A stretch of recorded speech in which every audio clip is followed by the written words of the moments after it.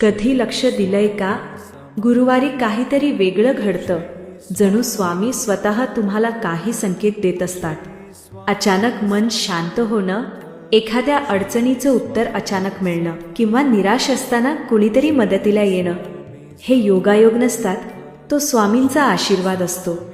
आज गुरुवार आहे. जर तुमच्या मनात खूप वेदना असतील, कोणी समजून घेत नसेल, तर आज फक्त स्वामीसमोर 2 मिनिटं शांत बसा.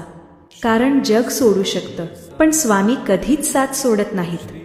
स्वामी समर्थ म्हणतात, जिथे विश्वास असतो तिथे मी असतो.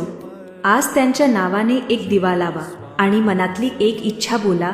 कदाचित हाच तो दिवस असेल जेव्हा तुमचं नशीब बदलायला सुरुवात होईल.